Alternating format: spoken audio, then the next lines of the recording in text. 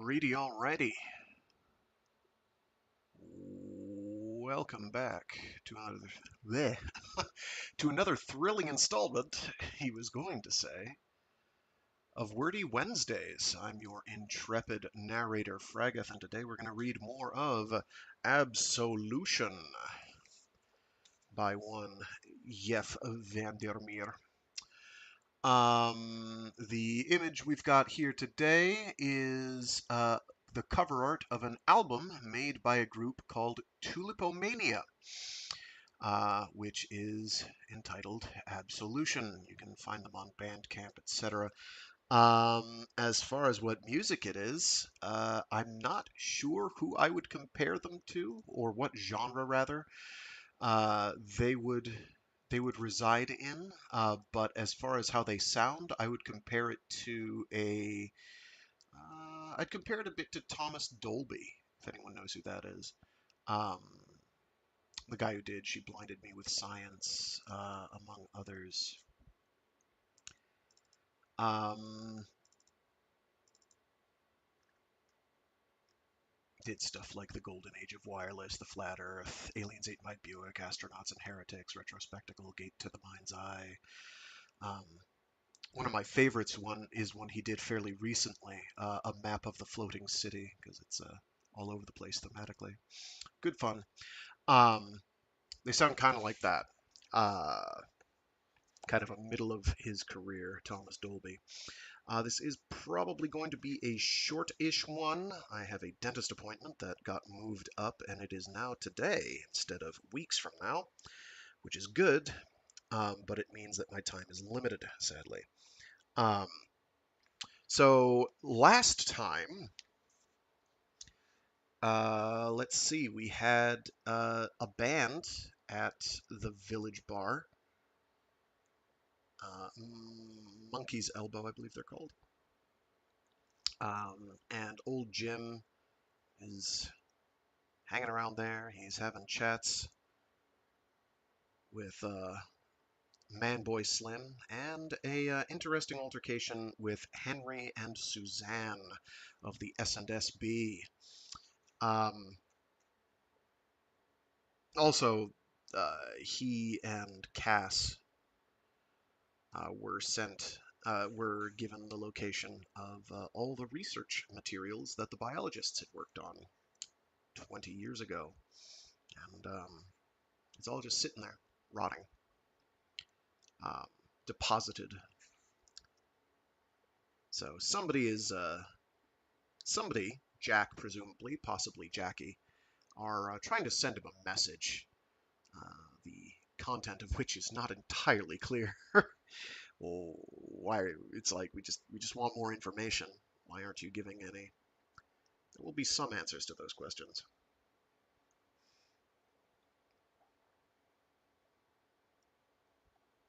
But then, as he's hosting this Monkey's Elbow party night, he's walking around outside after he's encountered and altercated with Henry and Suzanne.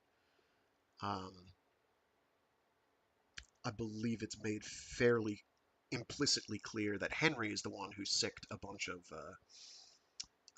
local good old boys to start shooting up the place when old Jim and Cass got to the repository, the Dead Town repository. Uh, it is largely implied, or at least that he knows about it. But after old Jim has had this altercation, something comes creeping out of the night across a bridge. It's the Rogue.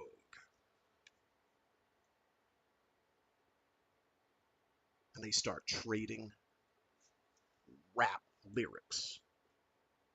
They start yapping at each other, so to speak.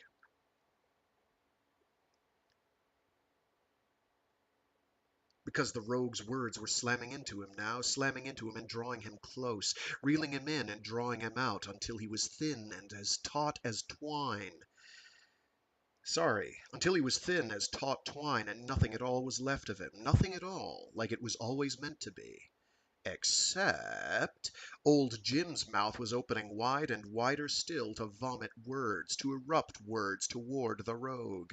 Words in patterns he had never learned, words meant to harm, and he heard the rogue shriek as if he'd been dealt a physical blow. Tell me if that doesn't sound like the most apocalyptic rap battle of all time. Not to make light of the horrors that are occurring right now on the Forgotten Coast. All right, with that though, let's get rocking and a rolling.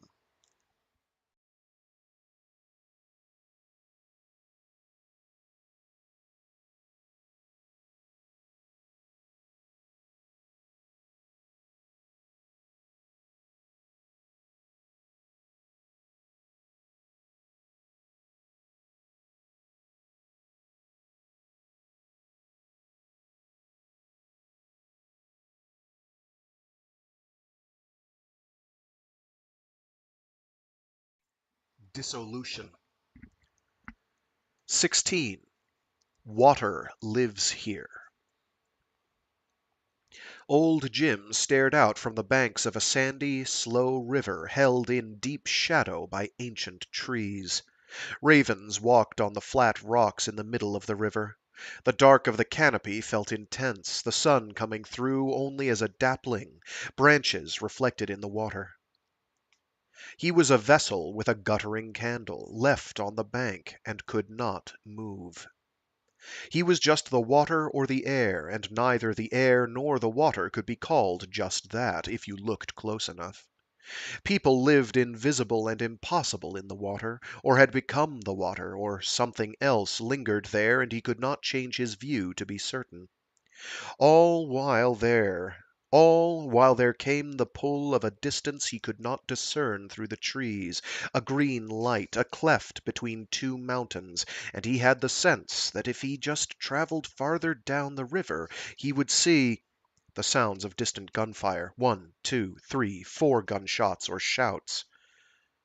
The ravens, like splotches and ruptures of blackness, became spooked by the noise, rose and disappeared into the trees or became the trees. He woke in an unfamiliar bed, a lounge chair opposite with brigade files on the seat. From the way the cushions had been pushed flat, someone had been sitting there a lot. His eyes and mouth felt dry, his head seeming to weigh more than his whole body, so he couldn't think of moving. He thought he'd seen Cass the last time he'd woken up, her hair short and the wrong color, as if in a dream. He struggled to rise, but all that happened was that the sound of water over the rocks came close again, and in no time at all he was in the water, becoming the deep water, becoming...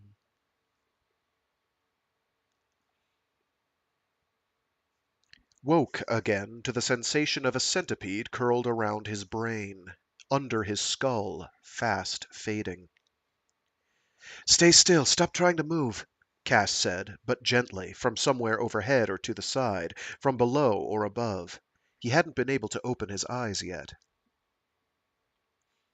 "You snored like gunshots or shouts, or someone did," he tried to say with his dry mouth, but it came out in a mumble or an exhaled breath. It wasn't important anyway.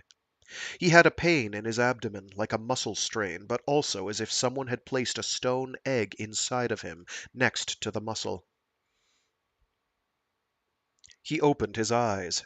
Cass had pulled up a stool bedside, her hair short and blonde, just like he'd thought.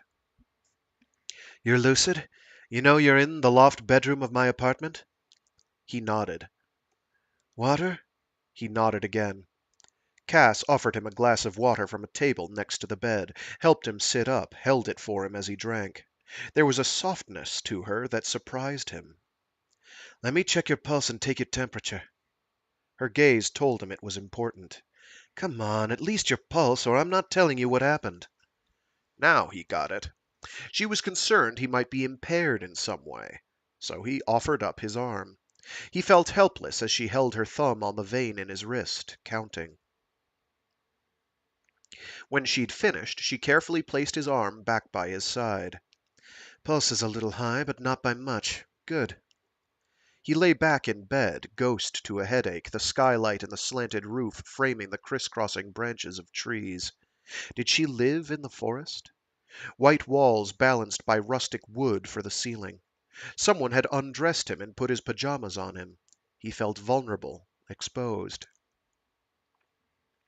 Your hair? Call it combat ready. You've been out of it for a while. An impatience and energy was rising in him. So what happened? A lot. A curious mixture of frown and smile lived on her face, and he could see the tiredness in her eyes. How long? He tried to keep the panic out of his voice. 3 days, Cass said, giving him an evaluating look. I brought you here so I could keep an eye on you. 3 days? That took him by surprise. I don't remember that, getting here, or much else. His mouth opening wide and wider still to erupt words toward the rogue. There was a deep ache throbbing down his back and left arm. Are you ready to hear everything? She asked, with kindness. Yes. She hesitated, still assessing him, then said, Someone ambushed you at that little bridge. I shot at them as they tried to get away. Pretty sure they took one in the chest. Someone torched old Decomp, and the psychics on Failure Island found an alligator harness using your bobber. The alligator harness felt like a trap somehow. How he felt about the rogue was complicated, but it was hard not to mourn the stone silo. All those peculiar and oddly beautiful dead things, no longer even a memory of flesh, but just gone forever. That's a lot, he said. I told you. Old Jim rose half up out of the bed, but Cass pushed him back down. No, stay in bed a bit longer, just to be sure. Covers thrown back, old Jim could see his feet. He was wearing socks with a bunny pattern on them. All I had, promise, she said. He decided not to challenge her on that.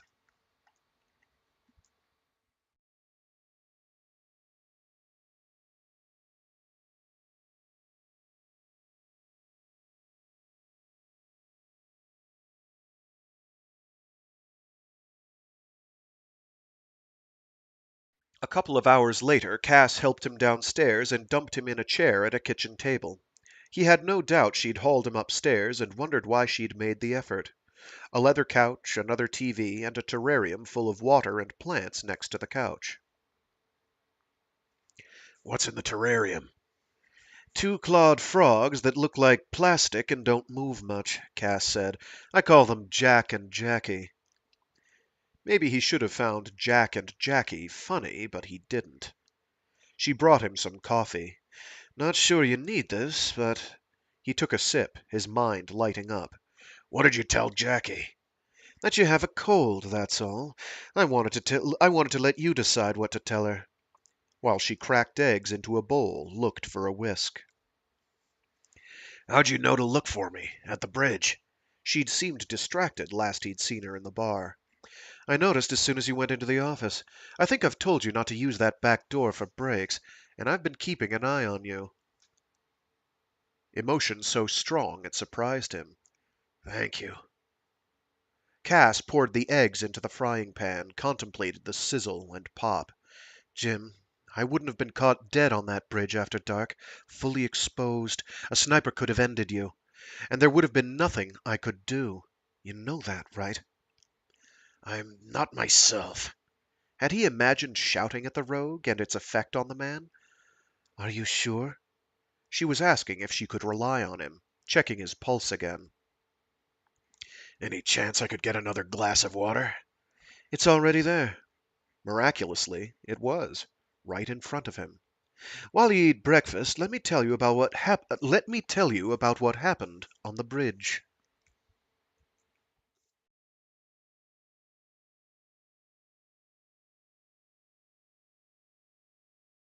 Cass had found him by the screams that cut off suddenly at the entrance to the bridge, on his side, trying to get on all fours, bruised and weeping. He was striking out blind with his knife, such that Cass thought he had impaired vision. At the far end of the bridge, Cass saw a figure moving forward, and put 2 rounds into the general direction of his chest, which caused him to dive into the reeds beyond the bridge, soundless, so she didn't know what she had hit. Cass had the definite impression that it was a man.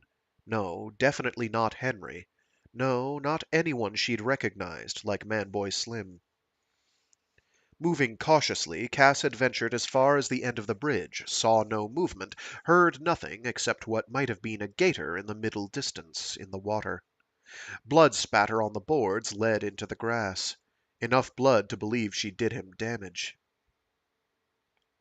There were no fingerprints, no shoe prints, nothing but the blood. She'd sent samples to Central and then wiped the scene clean. After securing the site, she'd tended to old Jim, making sure he had no critical injuries. He'd put down the knife by then, despite having no recollection of having drawn it.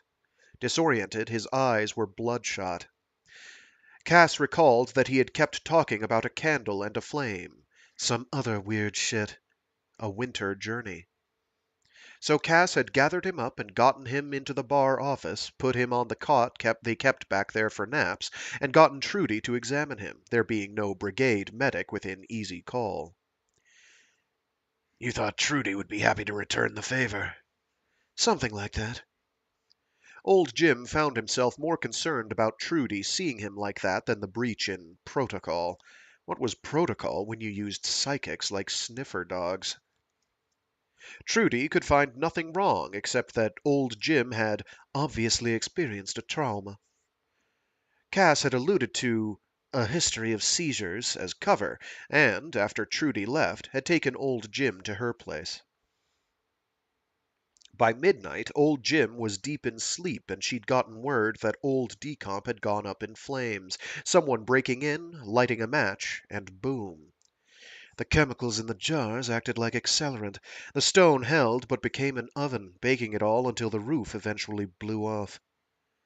The outer structure, burnt out, still stood, but the contents had been obliterated for the most part. By the next morning she'd received word that the psychics had identified the general coordinates of what they believed to be an alligator harness identical to the one they had been given. Oh, and here, the thing from old Decomp survived. Must have been hiding among the sample trays. She placed a photograph on the table. It took old Jim a moment to recognize what she'd taken a picture of. Small, half-burnt and inchoate, slurred by flame into less of a compact object than a memory of its function. The remains of a rabbit camera from 20 years ago. Funny how the world could change so quickly. A week ago he would have rejoiced at finding a camera. Now he recoiled, had to force himself to relax back into his seat. "Send it to Central as soon as you can," old Jim said. He didn't want it anywhere near him, Cass, or Failure Island. "I already did. I didn't handle it. I didn't let anyone touch it directly." Old Jim nodded, relaxing. He didn't believe Jack was behind. He didn't believe Jack was that sloppy, that R&D was that sloppy. They would have found a camera in the biologist's samples long ago. So how had the camera gotten there? He thought he knew.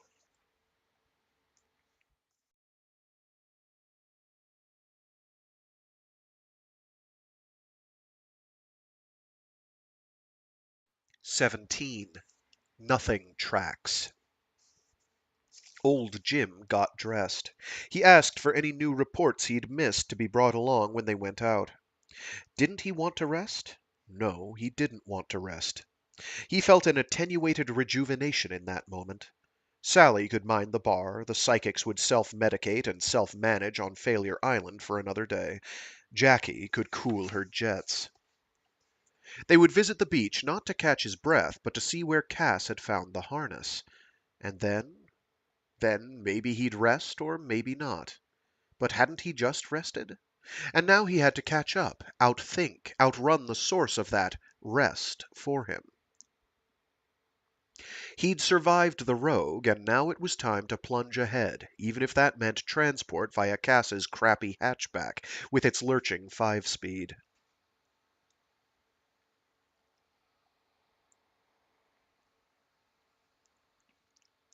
They drove to the coast amid an impossible yearning on old Jim's part.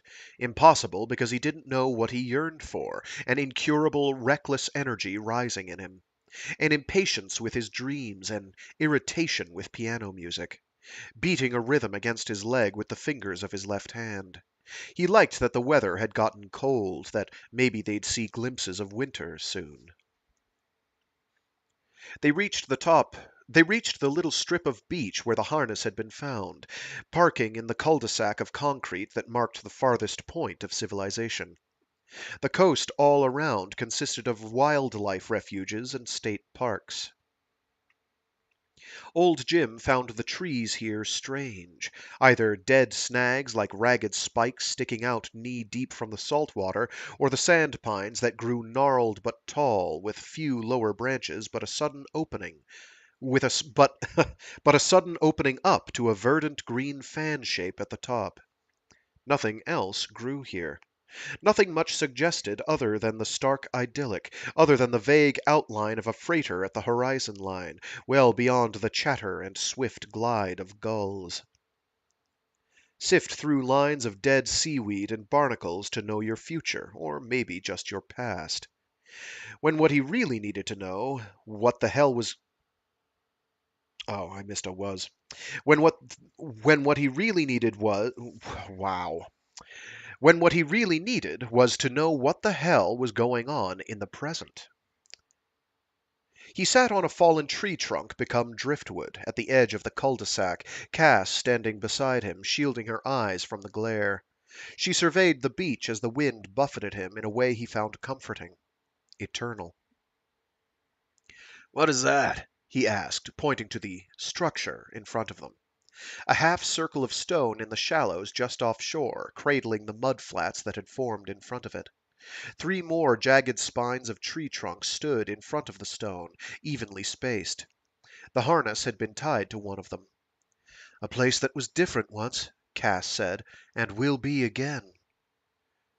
The water had crept inland, as water will, and the trees had died of it, and what had been a kind of observation point had been buried in sand and reduced to a ruin, a crumbling fortress for fiddler crabs. He hated that he now saw anything unusual as suspect. How close were they? Who? To what? She said softly, like she was considering something shimmering far out at sea. The place had that effect. Was it calming, or was it just so much bigger than them? The psychics. Tell me about it. Beecham's Point, they said. Very specific. Only this one way in and out. They saw it in the thoughts, as they put it. Whose thoughts? I don't know. The ones who saw it are still in a sub at the bottom of the sea, conducting other research. They must have said something. Just that, and I quote, "A mind had revealed itself, and we could read it amid the static." I don't believe it, old Jim said. I mean, I think the rogue lets them see what the rogue wants them to see. Or did. Cass was giving him a look, and he just stared out to sea. "Full report soon," she said, "but you have to admit they were right. Do you want to examine the harness?" No. Skipped a page. "Brigade forensics will be all over it, but I doubt they'll find anything," she said, sagging down beside him on the log. What about all these tracks? One reason he hadn't wanted to walk on the beach was to think about the tracks first. He could clearly see Cass's boot prints out to the snag, although not back. But from the suggestion of a double imprint on some, she'd just stepped back the way she'd come, to avoid contaminating the scene further. Smart. He wouldn't have thought to do that. "Yeah, there's been a lot of traffic on this beach. Popular with animals, for sure." Cass's were the only human prints. but he could see paw prints, cascading lines, bird feet, and a thick dislocation as of something wide pulling itself along parallel with the upper shoreline, positioned between two lines of sea wrack. "What do you see?" "There's a lot if you know how to interpret it," Cass said. She rose, pondered, pointed. "Raccoons there, lots of them, a whole battalion of raccoons.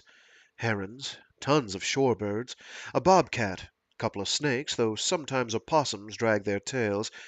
You've noticed there are no shoe prints except mine, I hope." "Snakes on a beach?" "Happens all the time." How do you know this about animal tracks?" A wistfulness he put down to homesickness in her reply, like maybe she thought she could never go back there. "I learned it growing up in a place like this. Different latitude and longitude, but similar. I had a dad who took me fishing and hiking. You didn't have that?" "No." And what he had now, even in this calm place, was still the feeling that he had gotten in over his head. But she hadn't mentioned the most disconcerting mark on the beach, so maybe she felt the same. "That long, wide track, like something sliding through?" A massive creature with imprints to each side, as if something like starfish hands had been uncontrollably shaking against the sand, with odd traces of coquina and moss to the sides. A very, very large alligator, I'd guess. "It swam out of the sea?" Alligators do that here. They were silent then, staring at the premonition of the past, old Jim contemplating Cass's tracks in the sand. The way the harness had been tethered to the snag. This idea that the rogue had been hiding out for 20 years. It still didn't make sense. "The rogue didn't burn down old Decomp," Old Jim said. He didn't, Cass said in a vaguely distracted tone. Was she still intent on his physical condition? "The rogue wouldn't have left the camera. The rogue would have taken the camera. And what would it accomplish, anyway?" The way the rogue had adapted to circumstances to be feeding cameras to an alligator, whatever that meant. More likely Man-Boy Slim left the camera, burnt the place down. In which case, who cared? "I've been thinking about how we're floundering." Still that detached tone that worried him, as if she was weary after taking care of him for so long. "Why do you say that?" "While you slept, I got the blood sample analysis back, the one from the bridge. Not human. Alligator blood. I'd made up a story about wildlife studies relevant to foreign entities." Old Jim considered that, the part where the rogue was actually the tyrant. "Are you sure?" "I shot him. Twice. In the chest. There was no gator. As far as I can tell, despite there being no body, the rogue is in bad shape right now." The rogue could have killed him on the bridge, could have used prosaic methods and means. Shot him, stabbed him, bludgeoned him with a baseball bat. But instead, the rogue had tried the same trick as before, the house centipede trick. So why hadn't it worked? Or worked as intended? Or had it failed? It must have failed. "Here's your gun, by the way," Cass said, and unclasped a shoulder holster, heavy with metal, and handed it to him. "Ammo's in the car." He stared at the Walther like he'd never seen it before. Well, he guessed he was behaving normally if she'd returned it to him. "We have to go to Deadtown," he said. "Now." "Why?" "Because everything started there. Because in my office the alligator tracker had blinked red there." Because Deadtown was like a suspect he had to rule out. He felt her gaze on him, realized if she objected he wouldn't push back. But all she said was, "Deadtown it is, then," and walked back to the car, while he contemplated some version of eternity. That endless horizon of sea, that peculiar altar to the memory of ruins. All the little fiddler crabs frozen in front of him, next to their holes, wondering what he would do next. Wondering if he would be merciful, or lay waste to their homes, burn everything down.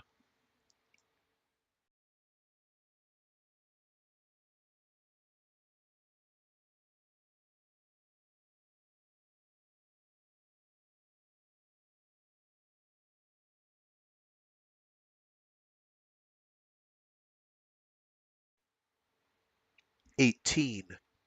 The Dead. Nothing like the old days, those old days he'd never known on this forgotten coast. Now there was a halfway reliable route you could take to Deadtown. Oh, I misread that. Nothing like the old days, those old days he'd never known on this forgotten coast. Now there was a halfway reliable route you could take to Deadtown. On the way, he found out Cass liked to listen to punk music.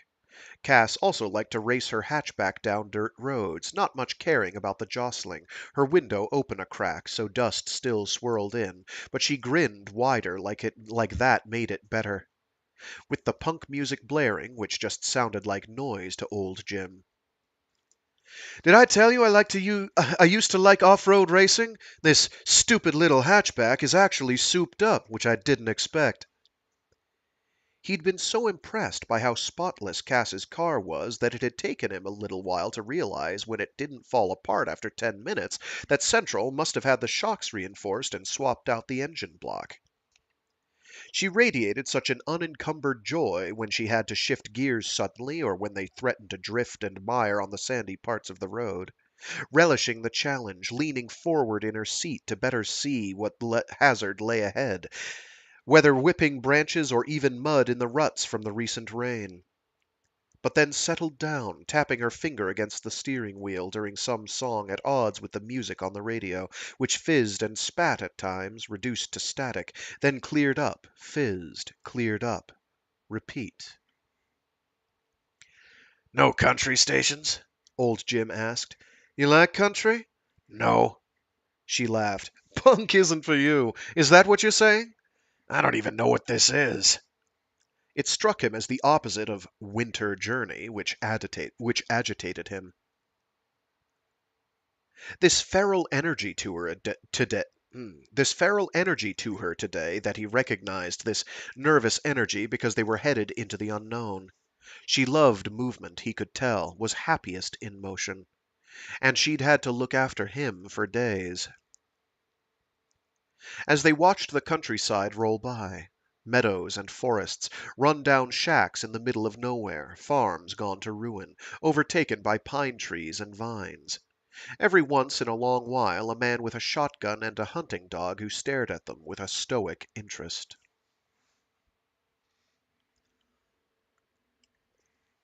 Old Jim noticed that Cass's mood dipped when she had to slow to a crawl, a creep at the turnoff onto a road lined by barbed wire fence and overgrown with long grass, ending at a locked gate flanked by a bog and a thicket of wax myrtles. As she took the key out of the ignition, her smile became flat affect, her gaze inward turning, and her body seemed to take up less room. He checked his firearm, put a new clip in the magazine, while Cass reached for her pack in the back seat. You ready? She asked, opening the car door. Yeah, sure, he said. Born ready. She winced at the cliché, but it was no worse than her own quips. Just like old times with Jack is what had him frozen. In a car, on foot, in a helicopter, a prop plane, a boat, bicycles once. The terrible, bad old times. No, it would be nothing like that, would it? I'll take point, she said. Expecting trouble? Low probability the rogue is here, if alive, coming back to the scene of the crime, Cass said. If the rogue thinks like other people. You watch our six. I'll take care of the rest. She'd produced a machete from the trunk. Bloodthirsty? Besides his gun, all he had was a camera slung over his shoulder. Didn't know what he'd be taking photographs of, but that was kind of the point. It's going to be overgrown. Try to keep up, but if you need a break, let me know. He trusted her at least enough not to protest that he could keep up.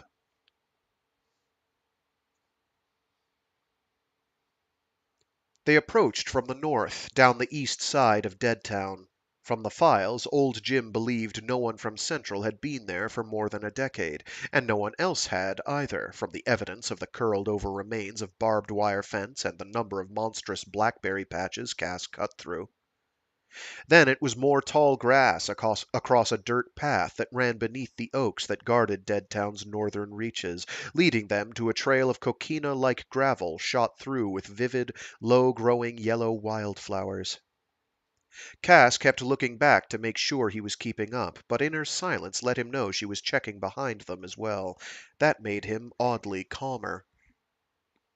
The meadow, when they reached it, was a riot of purples, yellows, oranges, white. So many colors and hues, so it became a kind of impressionist painting, framed by the searing blue sky with stretched shreds of clouds, the sun reflecting like liquid diamonds off the marsh water. It hurt to look at without squinting, and old Jim didn't know if that was the light, the beauty of it all, or what he knew about the place, but he could have stared at the meadow forever. Here the biologists had stood and drank beer and joked around and tried to ignore the odd echo of the piano from the marsh, and here, too, they had slaughtered rabbits and then themselves been undone by the rogue. Beautiful, but not what we're here for, Cass said, as if reading his mind, and he realized he'd almost fallen under a spell. She gripped his right arm to guide him, as if she couldn't trust he would pull himself away. They walked into Deadtown, onto the main street, the eroded asphalt of the road cracked by vines and tree roots, overpowered by grasses that exploited every fissure. The huge, monstrous oaks looked as if they had erupted overnight amid the buildings. City Hall still anchored the street, but unlike the surrounding buildings, it had all four walls and a roof. They stood side by side, considering it, as if they still had a choice.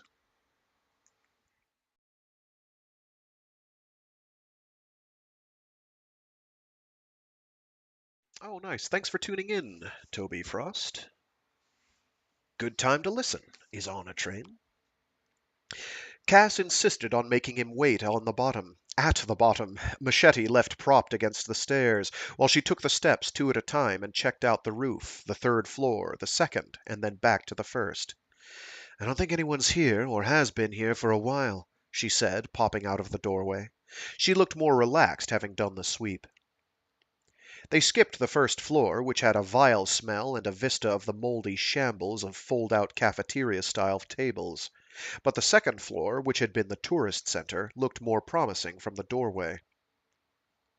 Ample light spilled into that space from the front-facing row of glassless windows, revealing a long room tormented by neglect and, again, mold, oddly sweet-smelling. Minor alarm bell at the sweet-smelling term, based on authority and acceptance. Ample light spilled into that space from the front-facing row of glassless windows, revealing a long room tormented by... Oh, I just read that. The ceiling sagged in low, with tiling and plaster come down everywhere in wide strips, along with eruptions of disorienting pink insulation.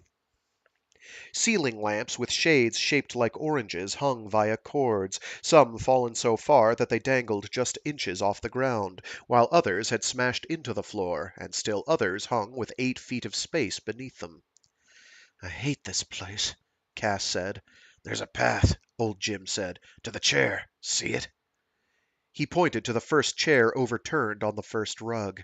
Someone had cut away some of the wires and lamps, while tricks of perspective suggested obstacles where none existed. I just see a mess of wires and junk. Patience. The jangle of lights drew the eye toward the far end, with more overturned chairs, ruined green rugs with geometric patterns, and a far counter that must have once featured tourist brochures. A curtain on a broken metal track had become a white-green blur he didn't much care to think about. 3 booth alcoves lay against the left-hand wall, through the cords and lamps. A huge leather chair sat in front of the center alcove. Some disturbance on the dirty floor drew his attention, and now he saw not just the main path, but something else. Could you hunker down as low as you can get and look parallel to the floor? He asked Cass. He expected a joke or some resistance, but instead she got down on her knees and lowered herself into a modified push-up position, looking like she had her ear to the floor, listening for a secret sound. "I see it," she said. What do you see? "It's like a tunnel, fairly wide, higher than your knee, leading to the chair. Like something swept through from the doorway and crawled toward the chair. Flakes of dried mud, traces of dead moss, and kind of an old smell. Swampy." An animal's trail. The dot blinking red in the middle of Dead Town, and his heartbeat blinking faster now. "Yeah, up here on the second floor. Somehow."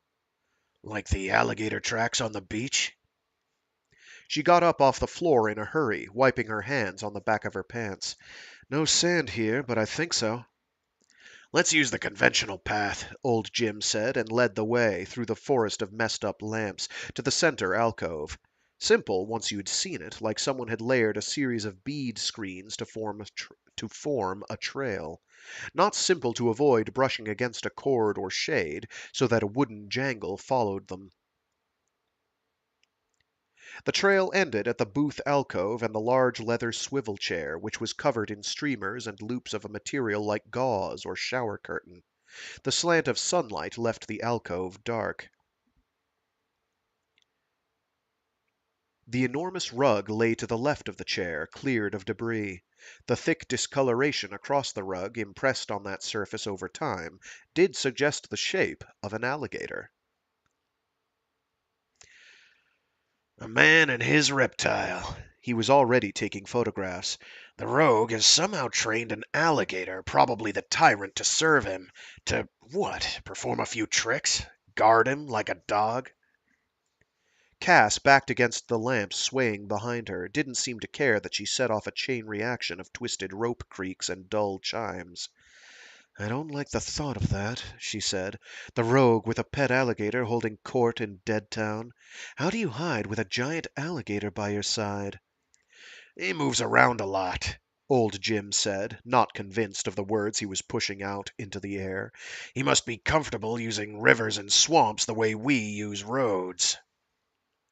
Funny what you noticed, and what you didn't, even with training. Something about the swaying lamps made it difficult to pick out details. At the edge of the rug, in a weird shadow cast by the chair, Old Jim spied something the size and shape of a pork chop. Is that a bone? Cass got out her flashlight. "Dried up old haunch of something. Snack for a pet?" Old Jim almost said, half joking, "It's a friend," but caught himself, because he didn't like what he meant by that. A helper, somehow? "Yeah, some kind of help. Mission critical," Cass said. "Don't touch the chair." Under the flashlight's glow, old Jim could see that a peculiar residue like golden pine dust coated the chair back, only missing from the seat, swathed in that rotting white fabric. Without the flashlight, the residue was practically invisible, but it had a hint of moisture to it, like when humidity made old Jim's deck boards sweat. "What's on the seat?" Cass asked. Curtain remains, like at the back of the room? Cass nudged the edge of it with her boot. The edge crumbled like a wafer, made more of the material into dust. "Reads more like husk than fabric," she noted. "Samples?" Nah, just photos. Let's not disturb anything else. He might not come back, but let's try to make it look like we were never here. But that wasn't the reason, not really. Something about the suggestion of samples made him nauseous. Something about the failed expedition and all of their samples stacked to the ceiling. He felt faint, like he needed water. He took more photos of the chair as if it might make him feel better, then had to stop. Some realization was coming to him from a long distance away, slowly dawning, but he couldn't quite articulate it yet. Here, he said, holding out the camera. You take some and give me the flashlight. She took the camera from his hands eagerly enough, probably happy for the distraction. Maybe you really did hurt him, Old Jim said. Maybe you did, and that's why this place seems abandoned. "I'm going to map this whole place with photos, even the parts off the path."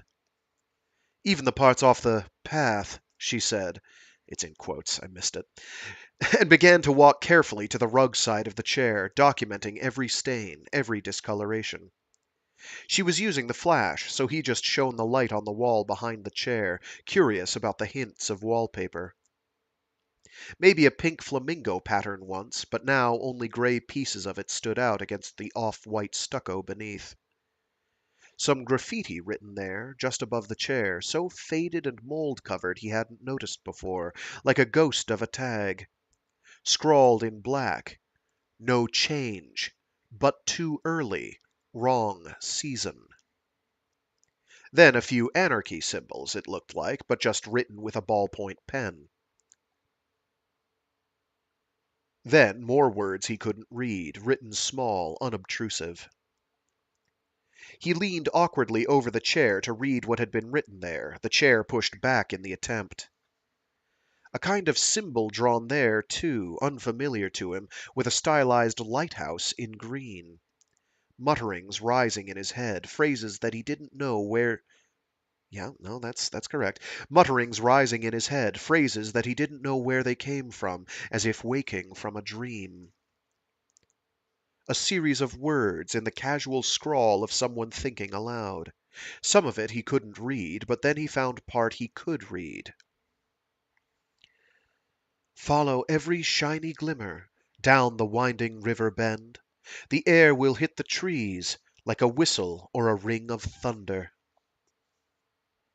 Old Jim felt a lurch, a misstep, an endless abyss. That wasn't the winter journey he knew. The metal crumpled from the bomb underneath, and he lost control of the wheel and smashed against the mountain's shoulder, the heat gushing into the compartment, and he couldn't breathe, no one could breathe, and the carrier twisted, toppled, careened off the road and down the slope toward the limitless blue above and below. To the side of the words on the wall, the same person had scrawled a name. A person's name. His true name. Trapped into blackness, into nothing, trying to get out as the flames rushed through.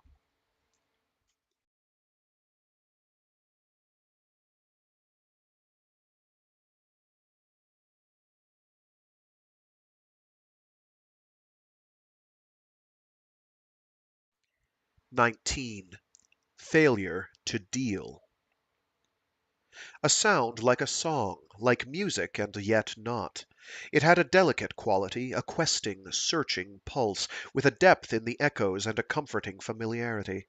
It nested in old Jim's head, a sound that could never have emanated from a human throat, and yet what non-human could make music that felt like far distant home? The beauty of it overwhelmed him as he peered down a tunnel in the reeds toward the water. The song came louder to him, and a glimmer at the end of the reed tunnel of water stirred by wind. The hint of some wider, deeper movement, and he, drawn to it, began to crawl forward. The song made him courageous, or was it just a fey fascination he could not break? I'll singe every falling wave, green field, swallow tail, the sun up from the depths, as I follow a flaming trail.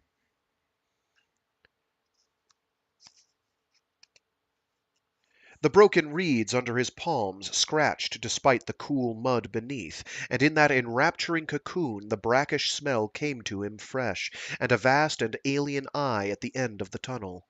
You'll find me in the scrub, across river beds and distant shores.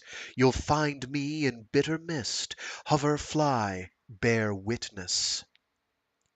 Was he hallucinating? Was this his death? There came a slap of the mighty tail against the water, a suggestion of a massive body submerging. The music ended, abrupt, and the tyrant had vanished with it. Left standing by the water's edge, alone.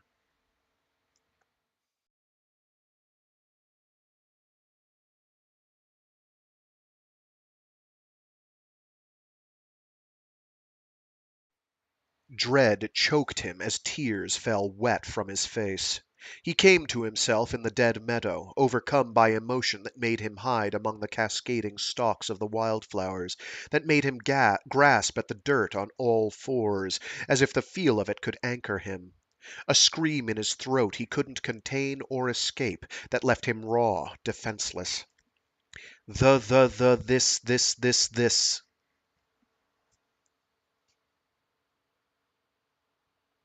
The tyrant dragging her weight through the mud, over and through the biologists, the thrum and hum of her body like a memory of the song. Something in his brain kept misfiring, and he kept crawling on his hands and knees through the heart of the meadow as if he feared a sniper. But would he fear the tracery of bullets overhead now, there among the mosquitoes and the biting flies? And he thought he should get up, but the terror hit him again, that the tyrant lay somewhere behind him, closing fast. But no, it was not an alligator he feared, or should fear, and instead, he found a clear, muddy patch at the far end of the meadow, and lay there on his back in a soft, comforting wallow, as if he were one of the biologists from so long ago, and he stared, mindless, at a harrier hawk as it passed back and forth above him, stitching some obscure message into the sky. All the reverie of the dead beneath him, around him, in the molecules of the air, the water, all this great fecundity of life. And what was his life in comparison? Nothing but signal, nothing but openness, lying there wounded. He wondered if his daughter thought of him ever, and how, and why. If it was still with any form of kindness or affection. If she had regrets. If she was happy now.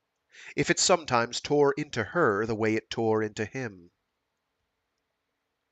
And he might as well have lain there a century as an hour. He didn't know if he could get up again. The smell of the mud mingled with the flowers, strong, earthy, and so full of a fragile, trembling fragrance that he wanted to stop weeping, to take root.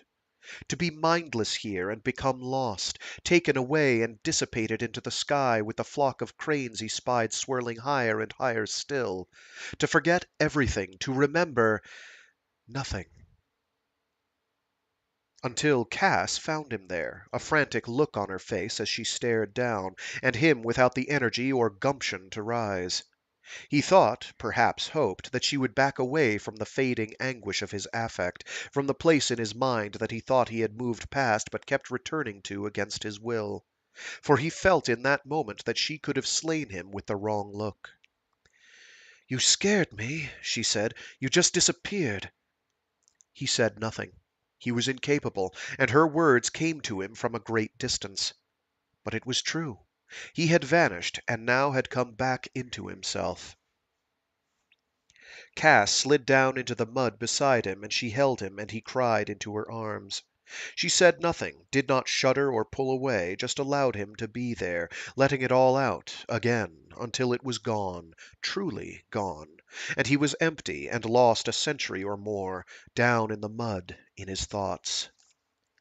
Oh, and he was empty and lost a century or more, down in the mud in his thoughts. You could read it either way, I suppose.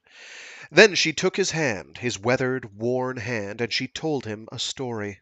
About herself, about her past. It was sad and funny and tragic and complicated and terrifyingly personal, what she told him, and although it would become, in time, just the fading memory of something beautiful he had heard once, he kept it close and fiercely private and personal. She released him then, and he didn't dare say a word, for fear of feeling ashamed, for fear of it being the wrong word or a damaging word, wondering what, if anything, he had done to deserve this gift. Nothing. He had done nothing.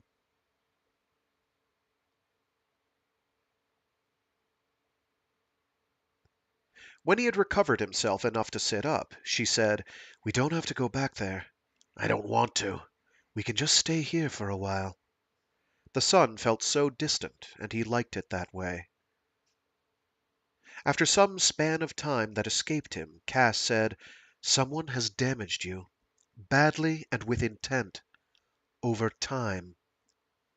He tried to say something about the mission, the rogue, but couldn't quite get it out.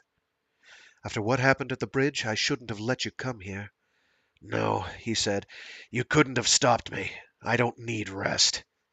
That feeling might fade. It might not last. And then you might need to go to a hospital. When he didn't respond, she sighed and lay back against the mud and reeds next to him. As the bees and the wasps and the butterflies went about their business, oblivious, tending to the bright flowers.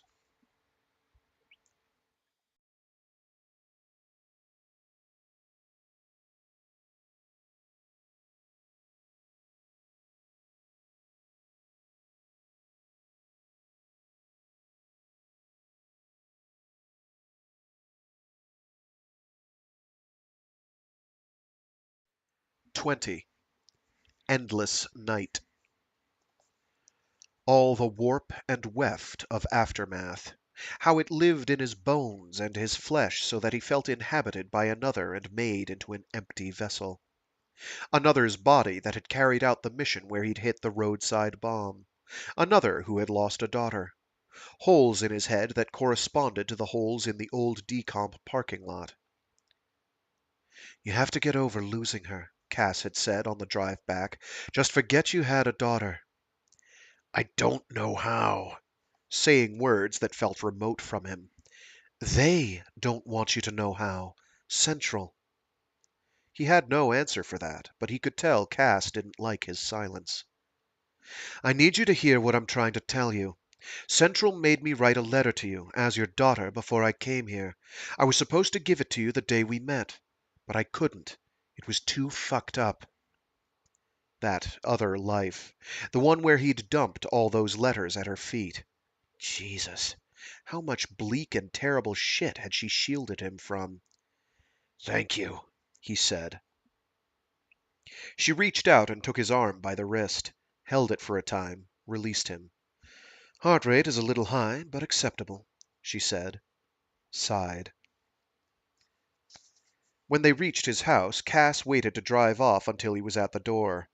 As she left, he couldn't quite put a finger on what was wrong, because something was still wrong. Old Jim lurched into the kitchen, found his way by the dim light over the stove, as if his eyes had become sensitive, because he didn't want anything brighter. Water in a rinsed out glass, and lots of it. He gulped it down, and he still felt thirsty, although he didn't feel hungry at all. The place smelled musty, but maybe it always had, and he hadn't noticed until now. The strange version of Winter Journey, mutated, had entered his head, clashing with the original. The air bleeds through cypress knees. Go forth, God, body bent, my half prayer spilled through every wild glimmer. If he went into his office, he'd have to sit in the awful chair of a dead man. If he went to bed, it would just be a restless tossing and turning, eyes shut but mind open. Cass had asked if she should come inside and wait until he got settled, but he hadn't liked the idea. He felt a kind of guilt over her concern, that she risked something expressing concern, a kind of instinct he had about her, one spy regarding another. Instead, she'd develop the photos and circle back for a debrief. Old Jim checked for new faxes, found that Jack had relented about the exiles a bit, and graced him with Central's R&D about the cameras. He felt superstitious about the informality of the kitchen, took it into his office, and got into the monstrous chair. What caught his attention right away was R&D's request to re-interview the exiles, to talk to team leaders 1 and 2. That, quote, to understand the substances and compounds and pheromones that created this object, we need to better understand the context of the object's capture, unquote. The rogue, out in the wetlands, shucking cameras like oysters. What if that was R&D too, just from a different direction? Not only did Central's R&D refrain from calling the object a camera, but from the context of the request, as it went through various sub-agencies to the relocation program division responsible for the exiles, it was clear that R&D did not know about the Dead Town disaster. That R&D had been led to believe in the accidental discovery of the object, and only a clerical error in filing had allowed them to discover the names of team leaders 1 and 2. Who, exactly, at Central, still knew about the Dead Town disaster? Was it just Jack and a handful of his underlings? Did Serum Bliss enjoy the same level of secrecy? He had assumed Jack must still report some detail of his operations to higher-ups at Central, but what if that wasn't true? Such that when he saw the file on a prominent brute at Central pressing R&D about the rabbit cameras, he realized why R&D had been told nothing. So they couldn't tell anyone else. Equally, in the other direction, old Jim's mistake in his requests beyond what Jack had given him was departmental. The further information on the cameras originated with R&D and had not been reported back to the department that had interrogated the team leaders.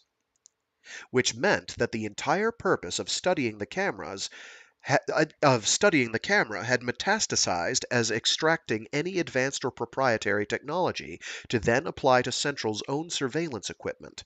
But not just cameras. Scopes on sniper rifles, the optics on bomb sniffer robots, the proprietary elements of new microscopes. Quote, the alloy appears neobiological in its compression, unquote. The crude analogy, that of how lichen adheres to a rock and is unable to survive without the rock, how moisture accumulates and is held in the rock, but also the lichen, unquote. These kinds of bindings exemplified the relationship between materials in the object. But it was also clear from R&D that although they could replicate by mimicry the properties of the object, they did not understand the object's initial purpose, coming from a purely extractive point of view. Nor had the video component been working in the cameras provided to them. Information helped, even when it made things more complex. Old Jim felt the tension in his body loosening as he read, leaning back in the chair. Even when he noticed a piece of paper sticking out from a space between the far bottom leg of the desk and the wall, hidden by the whiteboard leaning there that he'd never bothered to put up. When he moved the whiteboard, old Jim found a pile of burnt faxes. At first, he thought it might be a quirk of his predecessor, who had smoked. Have a cigarette, burn a fax. But when he pulled them out, the ash smudging his hands, he discovered they were all recent, and they were all lyrics from Winter Journey.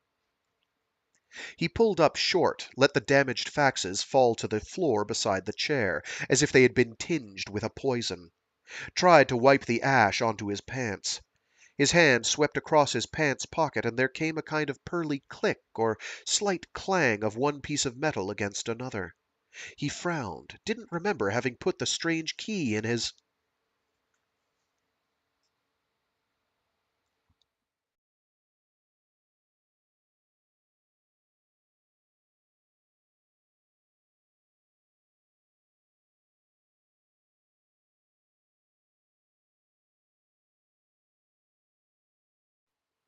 Down in the depths, rising, and by the river's bank he looked out on the ravens that were not ravens and the rocks in the green canopy, resting there as vessel, candle, flame, and the branches of the trees were opening and opening up to reveal, far off, the two mountains and the green light in the cleft between them, as if it had always been there, waiting, and he'd always known that, too.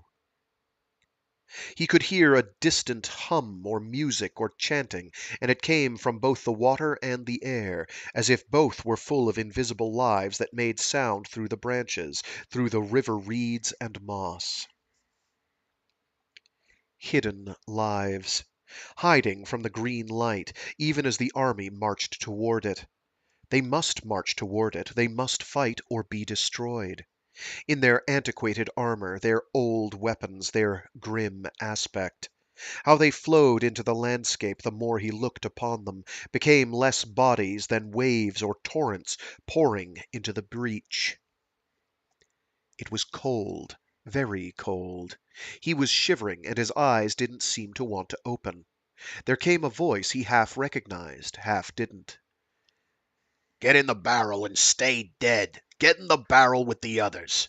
There you go. No use resisting now. Just get in there nice and snug. Cover yourself in the fluid and don't get any on me. I don't need it, only you. It should be quick. You'll all be in God's eye soon, as it should be. What you did, it must have gone against God in some way. So just get in the barrel. Get in the barrel. Shouldn't be this long. I want to go home. A new set of sounds, like the man had wrenched someone's arm out of its socket. That soft, hollow, distressing crack. Followed by the same sound again, like he'd done the other one. But no scream, no sense of another person. Somehow that sound made him go dead calm. Some muscle memory, some training that he hadn't fully used in a while. Was this a nightmare? He would wake up in bed, and he'd just missed a step, been so tired he'd fallen asleep standing up. If he didn't open his eyes, he would return to sleep, to some kind of sleep. But the cold felt more like being in a walk-in freezer, and even with his eyes closed, he received a premonition of a blast of blue light, as if it wasn't quite the usual, not quite real in the usual ways.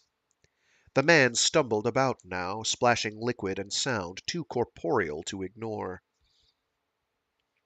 Old Jim realized he was sitting in a chair with his arms around a huge sack, like a mailbag, which sat in his lap like he was clasping a pillow or about to hand out gifts around the holidays. The splashing like dunking, and the faint smell of some unfamiliar chemicals. And now he was fully awake and terrified. How had he gotten here? Had he been drugged? If he opened his eyes, the person moving around might notice. So he kept them shut. He still had his pea-shooter in an ankle holster. He still had his knife in a sheath at his waist. And a yawning chasm of doubt. Get in there. Go down easy. Don't resist. The blue lights flickered against old Jim's eyelids. The pattern made him think one or more of a bank of lights had gone out or malfunctioned. The mailbag had the unmistakable slight shift and crunch of money in banded stacks. He knew it from a couple of dozen payoffs. The voice rough, with a cough behind it like a smoker. Yeah, like that. God loves you. God sees you. This is his path, his way. Go drown now, happy. All's well.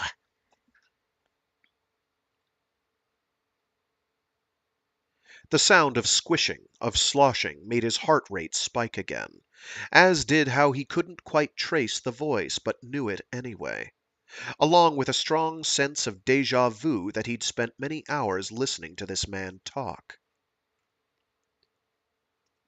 The key in his pocket, waking up on the deck after sleepwalking. Why always this now, old Jim? The voice muttered, and his eyes would have shot open if he hadn't controlled himself. If he hadn't realized the man still thought he was asleep, that wasn't quite it. But the man thought they were accomplices. And the man was big, looming, the voice rumbling down to him. He dared to squint one eye open. And, yes, he was holding on to a giant sack of cash. He was sitting in a chair with a key clasped in one hand, hugging a sack of money, listening to a psychopath talk about God while stuffing things into barrels of fluid. A psychopath who might be a mail carrier, who had stolen a lot of cash. The man faced away from him, clad in a tricorn hat?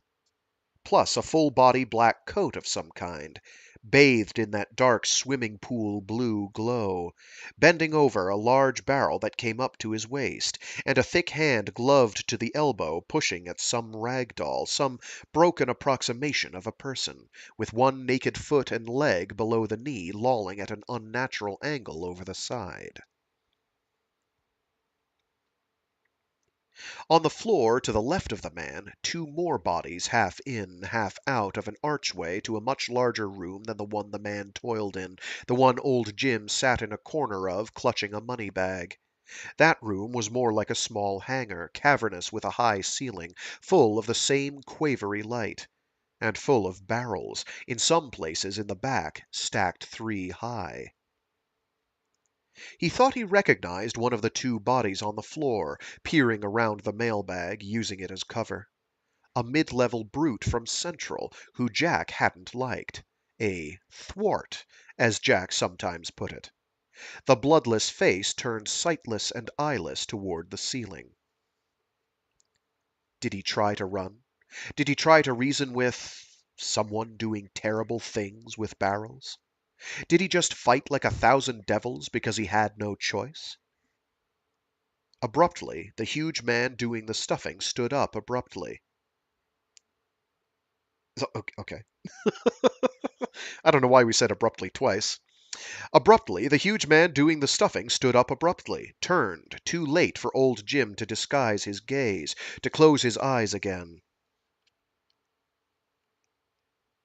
Old Jim stared right at him. The black mask was so thick and wide it appeared at first made of stone, wrapping around to hide even the man's ears.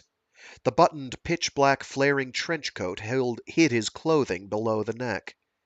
At some murky point the trench coat left off in favor of huge, old-fashioned black boots, with huge silver buckles, tarnished by age or lack of polishing or an eye toward authenticity.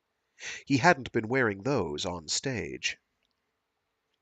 Commander Thistle, from the bar. Commander Thistle wedded to his monkey's elbow costume for unfathomable reasons. Commander Thistle shoving bodies into barrels like some kind of fucked up nightmare. Only Jack could be doing this. Only Jack. He prepared himself to draw his knife, but Commander Thistle only considered him a moment, grunted, half turned back to his work, then turned to old Jim again. I told you, old Jim, to keep your eyes shut. Shut your eyes, peon, serf. Shut your eyes. You serve them like a marching automaton. You serve them like there's no risk in the reward. Like water lives there. Like you are on a long journey and have taken no rest. So close your eyes now. Close them. Old Jim felt the pull of those words, like someone was trying to stitch his eyelids shut, like a spectre hovered close with the needle and thread, and if he'd just relax, his eyes would be shut forever in no time at all, and he could just fall back into dream, back into a nothingness that meant no knowledge, no complicity. Except there might be a new dream now to replace the old one. And Commander Thistle might be satisfied with old Jim's acting, or, while old Jim descended back into that prison of nothing, he might stuff him in a barrel anyway. Old Jim wrapped both hands around the money sack. It was very heavy, and he rose from the chair and stepped back a foot or two to give him a little extra distance from Commander Thistle. In that ultra-blue light, that lapping, watery blue light, old Jim could tell from the shoulder slump, the downward look, that Commander Thistle did not appreciate the interruption of his tasks. That he just wanted to get home. Maybe wax philosophical. Maybe wax philosophical in his fucked up brain about what it took to fit a man into a barrel properly. I'm leaving now, Commander Thistle, old Jim said, his voice raw and more fearful than he could have hoped for, and you're going to let me. A long, mournful sigh from Commander Thistle that old Jim did not find hopeful. I see, he said with a resigned kind of crooning groan. I see how it is. You're the resistant. You're the resistment type. You're the meat thinks it isn't good enough for God's will. Well, I'll tell you, if I'm good enough for the mote in God's eye someday, you're good enough for it now. The nausea that came over old Jim had to be suppressed with anger, with the memory of past discipline. Disgust at this private cosmology, this pathology grown out of control. It wouldn't help to plead, but it might buy him a moment or two to reason with a god that enthusiastically wanted people shoved into barrels. Listen to me, Old Jim said, money bag still held out in front of him, unsure if he could reach and extricate his pea-shooter before the commander could close the distance. I'm an agent of Central, and I'm going to walk out of here now. If you don't let me, you are going to die here. Do you hear me? Do you understand? God's eye could fuck right off, could take a flaming arrow to its core and burn and kill God dead. The black mask betrayed no emotion. Commander Thistle scratched the back of his head, shook himself like he couldn't quite find the flea, sighed in a great outrushing shuddery breath. Commander began to reach into one vast pocket of his outfit. Don't do it! Old Jim shouted, and pulled out his knife, held it with his left hand while still keeping the mailbag between them like an awkward shield. But all Commander Thistle took out was a folded piece of paper that he delicately unfolded and then began to recite phrases from, looking up at old Jim between each. Consolidation of authority. No? How about have your house in order? Risk equal to reward? Check under the seat for change.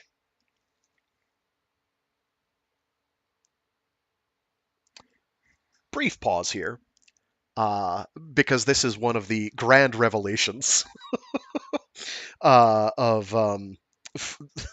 recontextualization.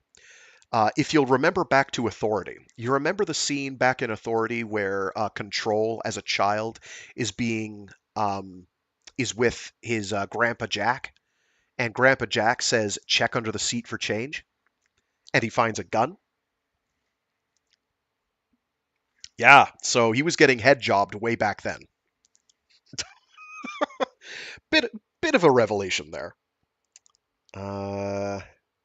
On he rattled, while old Jim felt only a fizzle and tingle, knew he intended an effect similar to the generator on the biologists so long ago. But he was free of that, and the rogue had freed him, even if now he might be bound in some other way. Commander Thistle put the piece of paper away, as if it had accomplished its purpose.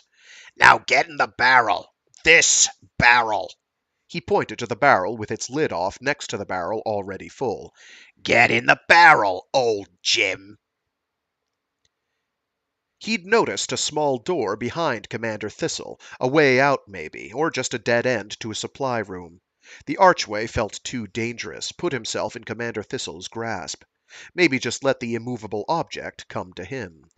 I am the hand of God! Commander Thistle bellowed. I've been here before you, and I'll be here after.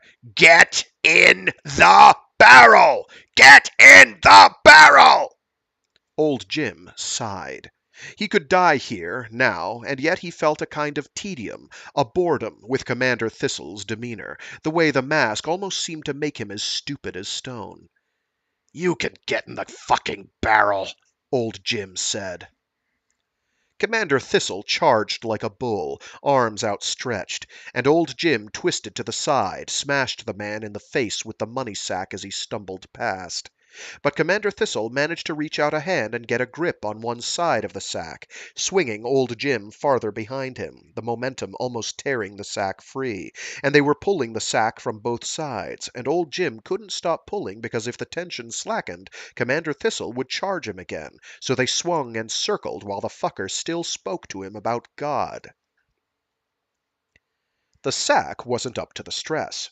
The bag burst open, and the money tumbled and exploded out, single bills and banded bills hitting old Jim and Commander Thistle in the face, sliding to their feet. Old Jim lost his grip on the bag and went skidding up against a wall.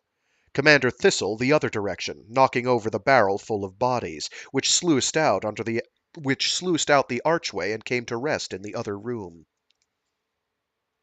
Old Jim tried to get to his feet, but Commander Thistle was on him then, smashing into him like a truck, so he landed hard, air out of his lungs, and he had to gulp for air, prone next to the steel table.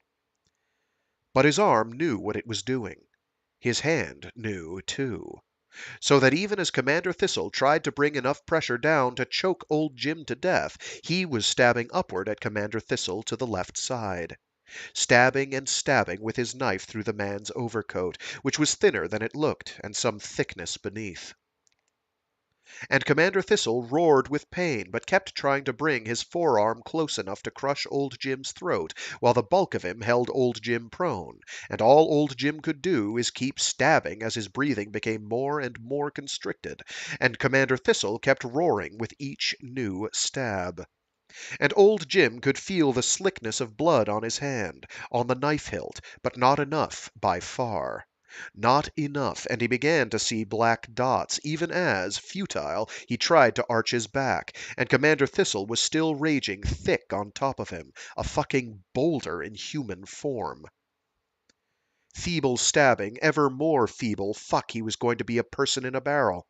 Commander Thistle was going to break off all his limbs and fit him into a fucking barrel, and he'd never find his daughter and never see Cass again, and he knew, somehow, knew so strong, that the rogue didn't want him to die.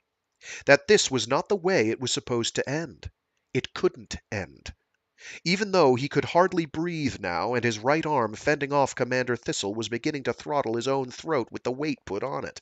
Fetid breath so close it almost seemed to come from his own mouth. But then the weight left him. Commander Thistle rose, staggering, clutching his side. The slickness there, disguised by the black suit, but still some kind of dark, faintly luminous purple. The blood that was coming out of him.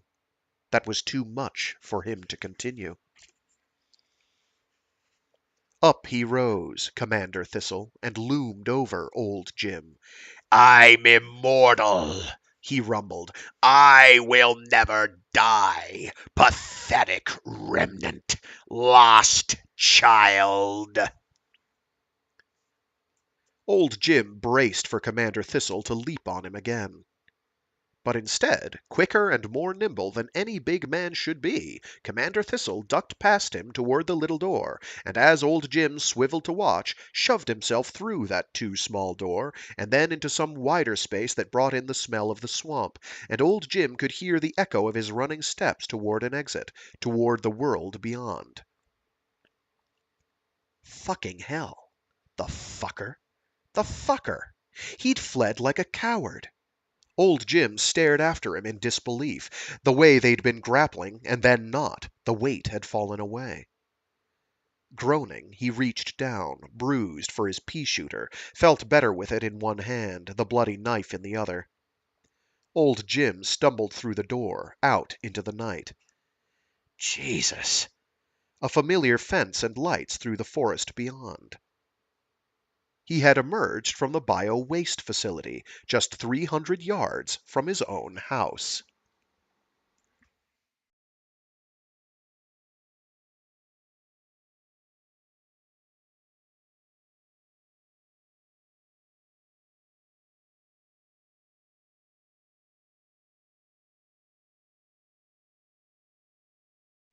Outside, girding himself for ambush because Commander Thistle hadn't gotten into the rusting old white van in the facility parking lot and driven off. So, where the fuck had he gone? Old Jim got his legs moving, once out in the night, under the moon, headed for his house, and how could he not, soon enough, see Commander Thistle, repatriated with his Thistle wilderness, ponderous, because there was a giant swath smashed through the reeds past the trees. The man was built like a Mack truck, but bleeding a lot. Was he running in the wrong direction? Disoriented? But maybe he meant to head toward old Jim's house. And now he realized the smell of the man, the stench. He'd smelled faintly in the kitchen before. Maybe that's why the office chair was huge. Oh, fuck, what if Commander Thistle could lock him out? What if he meant to destroy documents or get old Jim's Walther or send for help? The heavy, wet thwack of old Jim's boots against the mud, the whispering rasp of his clothing against the saw of the reeds. This feeling that, like some wind-up automaton, he might run out of time as he headed for his house. The moon a jagged sickle overhead. The smashed reeds made him flinch for the tyrant, Commander Thistle's back now visible, jerking and torquing ahead of him with the effort of running over uneven ground. But old Jim was closing the distance. Closing because, yes, Commander Thistle, like a tank leaking gasoline, had begun to slow down. Running, then fast walking, then staggering, and with old Jim just 20 feet away, Commander Thistle swayed more like a reed than a slab. Old Jim's house was close now, only about 100 yards. Stop! He hissed. He wasn't sure the bullet in his pea-shooter was enough to end this giant. Commander Thistle half turned to contemplate the black gleam of water to their right. Go to God and beg mercy for your sins, The man said. He'd given up trying to stanch the blood and no longer held his hand to his side. Who sent you? Who do you work for? God sent me. No, God didn't fucking send you, you great fucking asshole. Commander Thistle coughed and bent over to vomit great loops of blood, and could not get back to his feet again. Knelt there, unsteady. You were supposed to be asleep, he said. You weren't supposed to ever wake up. The chill that came over old Jim never meant to wake up, never meant to be fully asleep, trapped in limbo. Jack said you might be difficult, Commander Thistle said. Now you'll be difficult for Jack. He'll put you in a barrel himself. Jesus Christ. Stuffing bodies in barrels is God's work? Is Jack God? Commander Thistle's voice came back weak and thready to old Jim. They're all brutes. They're all bad people. They needed God now. They got God now. Stop chasing me. I just want to sit by a window by the sea. Plaintive, like he was losing touch with whatever reality he'd chosen to live in. Old Jim relaxed, lowered his pea-shooter. There wasn't anything he had to do now.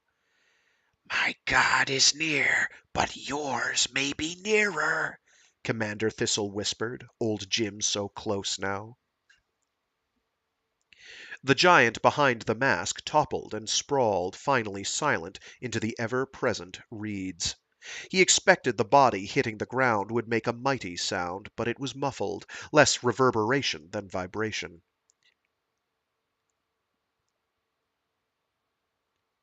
But quick! The water slows. Its surface turns to glass. Commander Thistle lay awake on his side, dead, the blood of the ruptures from the knife bubbling up pure, unhindered.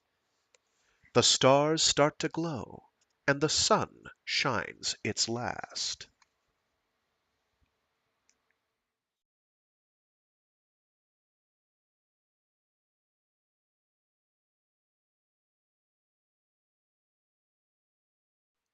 Godspeed, Commander Thistle, down to the fiery pits of hell, where old Jim hoped he would be stuffed into a barrel for all eternity. Any sympathy he had left, old Jim meant to apply as a salve to his bruised ribs. He limped back to the house to recover, to think about the next steps, before returning to the bio-waste facility. Only the porch light was on. As he reached for the living room light switch, he stopped dead. A figure sat on the couch. In the dark. In his house. His hand wanted the real gun, the one he'd left in his office. "Hello, Jim," Jackie said. Some aspect of her dark, functional clothes glittered in the shadows like chain mail. No one would ever mistake her ways for those of her father. He left the lights off so she couldn't see the distress on his clothes, grabbed his jacket from the kitchen table, and put it on. Then took a seat in a chair in the farthest corner from her. You're sitting in the dark in my living room. For how long? For a while, Jackie admitted, and she didn't want to look him in the eye. I thought you'd be here. Where were you? I thought you'd be here. Where were you? Hadn't she heard anything? Seen anything out the window? He didn't think she'd be sitting there so calm. She could have waited outside and shot him on the porch, under the bare bulb, if she'd wanted him dead. This was true. What was so urgent it couldn't wait until morning? That meant you couldn't come back later. I'm being recalled to Central, she said, to answer questions about what's been happening here. And not by Jack. By Central. Oh, sure, he understood her just fine. Serum Bliss was under the radar, except maybe now it wasn't. Someone high up the chain of command had caught a whiff of it, the decomp wafting up from the barrel, or heard the lilting, gentle sound of distant gunfire against a stone wall, or maybe something had come up in a random sweep of ops. What has been happening here? Had Jack kept her in the dark about stealing from his own op, or funding the brigade in devious ways? He couldn't quite see it clear.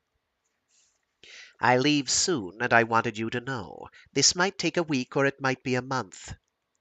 He considered that a non-answer, didn't like it. You want to know if I have intel that can help you survive an inquest, is that it? Brutes taking verbal baseball bats to the old breed, while Jack stuffed brutes into barrels. Could you have a bit more alliteration, Mr. Vandermeer? That was beautiful. Brutes taking verbal baseball bats to the old breed, while Jack stuffed brutes into barrels. Or maybe both sides were playing almost as rough. While phantoms, if they existed, that's with a capital P, while phantoms, if they existed, laughed secretly on the sidelines. A kind of internal civil war. A coldness spread across the chill of her sharp features, and she sat up rigid. Earlier today, while you and Cass chased ghosts or whatever it was you thought worth doing, we lost 2 submersibles. The psychics on board set them on fire from inside when they reached the seabed. Because they were in contact through distance messaging with others on Failure Island, 3 more S&SB personnel are in comas, non-responsive. The building caught fire and we don't know why yet. For now, files and records are being evacuated, and any Central personnel with them. That's a shame, he said. He had no surprise or shock left in him. The shock, instead, registered on her face. You have nothing for me? No analysis? No guesses? He shrugged, and as if she took that as a provocation, she took something lying in the darkness of the couch next to her and tossed it at him. The entanglement of it as he caught it felt familiar. A red bobber.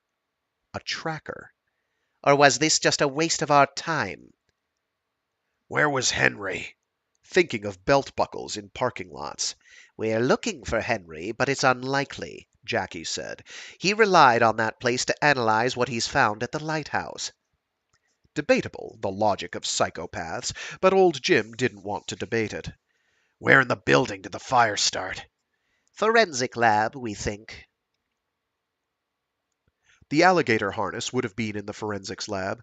Maybe that was a coincidence, or maybe it was the point, the rogue still one step ahead of them. Old Jim decided to give her a stale crumb while he mulled his choices, given the number of dead bodies, the large amount of money lurking just out of view through the forest. We found something at Deadtown that might be an old sign of the rogue, he told her. We took photos. We'll file a report. His ribs ached worse when he breathed. His hands had cuts and dried blood on them, yet in some ways he felt sharper than he had in years. She was leaning forward now, intent. You know, the next one they pull into Central will be you. Jack may have Central still thinking you retired here, but not for long. They may trapdoor this entire operation and disappear us all. The closest Jackie would ever get to pleading, but old Jim was unmoved, numb. Then I guess you'd better be convincing. Good luck with that. It didn't even matter that Jackie had turned into knives again, in the way she stared at him. Get us something we can use, Jim. A villain, a scapegoat, anything. Burn fuel to protect themselves, create sacrifices. He wanted to say, You can't give me up or Jack goes down. but soon enough Jack would find out old Jim had crossed some invisible border, and whatever bond Jack saw between them would break. He didn't know what that new world would look like, but it might be grim. I'm working on it, Old Jim said. We haven't had enough time, but we're close. Any old reassuring bullshit he could think of. I sent Cass back to Central this evening as a delaying tactic. That also allows me to tie up a few loose ends before I join her. The surprise of hearing those words, disorienting, like he was back in the biohazard facility, sitting in a chair with his eyes closed, holding the bag. They were going to debrief at the village bar. They were going to find the rogue. Cass's hand on his wrist, checking his pulse. He'd stopped breathing, had to remember to start again. How Cass had stared down at him from the ladder at old Decomp. How he'd stared up, ready to break her fall. The empty chair in the apartment as he recovered, her files strewn across it. Are you still with me then, Jim? Jackie asked. Grotesque to him that she said it like she was truly concerned. I'm sure you're right. This'll all blow over. He forced the words, clipped, out of his mouth. It wouldn't help Cass to express concern for her. It might doom her. Old Jim rose, opened the door, stood there, waiting for her to leave, jacket zipped tight. I guess you're done, huh? Jackie said, giving him an appraising look. I'll hold down the fort until you get back. She looked wary as she got up and paused there in front of him, as if she could read his mind, somehow some part of him wanted to scare the shit out of her, make her feel what he was feeling. Good luck at Central, he said. Jackie stared at his messed up hands, which had begun to throb even worse. The blood crusted across his inflamed knuckles.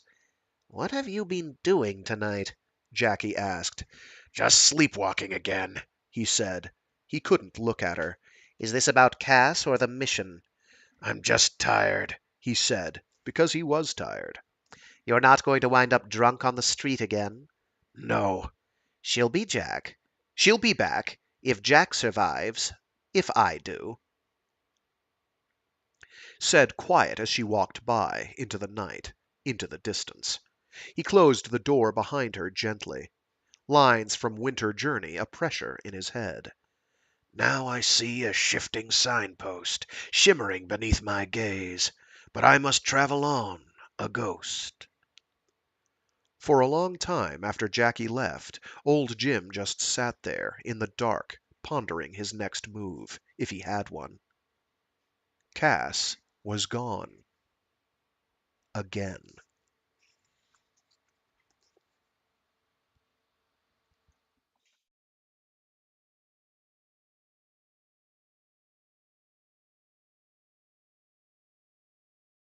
And that is where we will leave it for this week. A bit early, I know. But I got things I got to get done. So yeah, this is the installment where things are really starting to come to a head.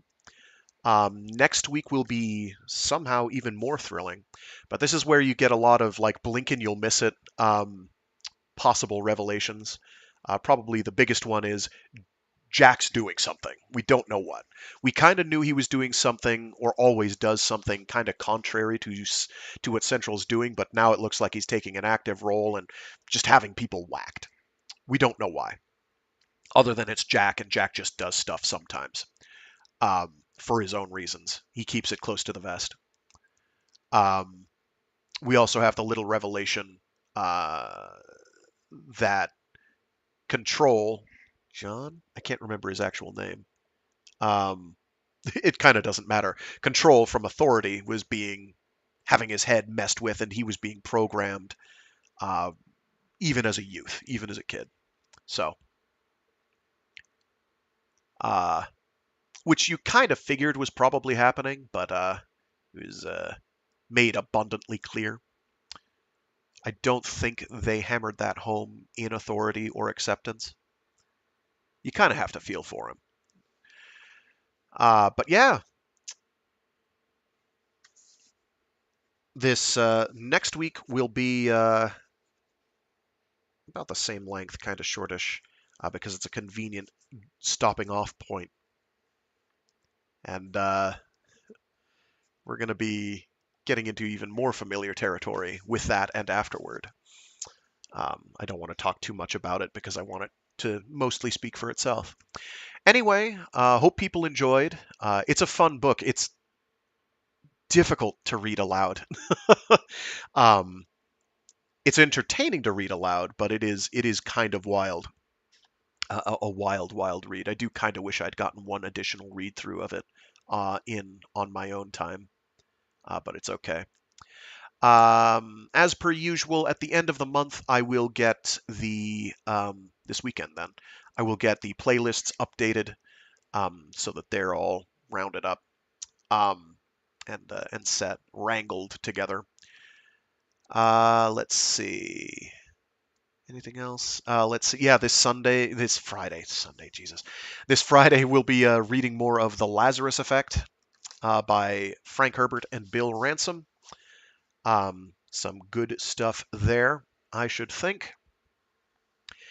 Monday we'll be reading more of the first book of Full Metal Panic! And Wednesdays we'll keep reading Absolution. We've got several more installments left. Minimum 3, at least 3 installments. Probably closer to 4, if I'm being honest. But we'll see what happens. If I can get a longer one out, then I will. Other than that, we're pretty much on schedule. I don't know what we'll be reading after Absolution. I haven't figured that out yet. I'll find something on my wall and pick it at random. So there. Ha! Then what will you do? Yeah. See? Yeah. Anyway. Yep. I'm actually doing a reread through of a book by Bert Cole called The Funko File, which is he's quite an author. He's an author. I only ran into him by pure happenstance at like a dirt cheap book sale, and found a book called The Quick, and was like, wow, this is very real. This is a real book. This is wild. And then wasn't until relatively recently that I collected a bunch of his back catalog, which includes things like Subi, the volcano, Sahara something or other, the Funko File, Blood Knot, and a few other things. But an interesting author. I'm not sure who I'd compare him to. Who's the author of The Things They Carried? That's going to bug me. I almost would compare him to that guy if he did more drugs. The Things They Carried. Tim O'Brien. Kind of like Tim O'Brien if he did more drugs. In terms of, there's a lot of very matter-of-fact delivery. But they're definitely novels. He's kind of hard to pin down. I think Mr. Cole was probably sorting through some trauma. I would say. I know he was in the military, but I don't know in what capacity. Which is probably why I think of him as being like Tim O'Brien. There's a similarity there. Kind of similar to David Drake in that regard. Maybe I'll do that for Wednesdays. Is do some of the Hammer Slammer stories because those are really good. It's like The Things They Carried if it was about a futuristic mercenary tank platoon, tank army, really, tank division, whatever. It's all spelled out. Anyway, good times ahead. Eventually, we get to good times. Things are going to keep getting wilder in Absolution. Things are going to get very wild next week. Then they're going to be like, what am I reading the week after? And then they're going to get wild again.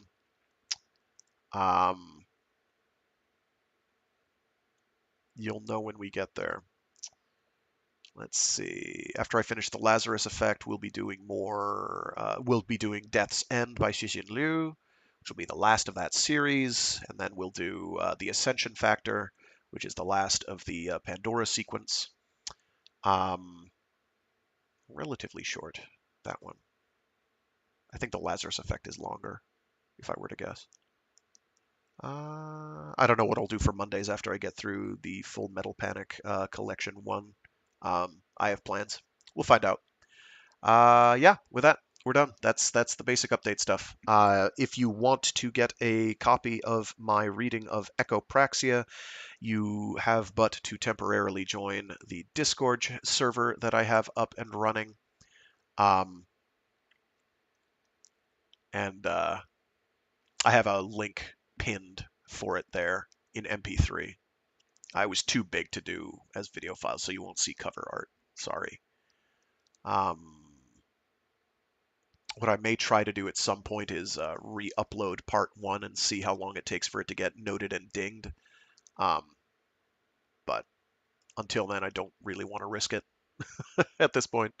But yeah, that'll do it. I gotta run. That's it for me for this Wednesday. See you again on Friday. Assuming I don't get run over by a car. You won't know. Until I'm not there. So there. Ha. Stay safe, stay sane, and be decent to each other. I will not get run over by a car. I will walk softly and carry a big teleportation device. Or just an airbag. Something defensive against vehicular frag slaughter, which we don't want. Anyway, until next time, toodaloo!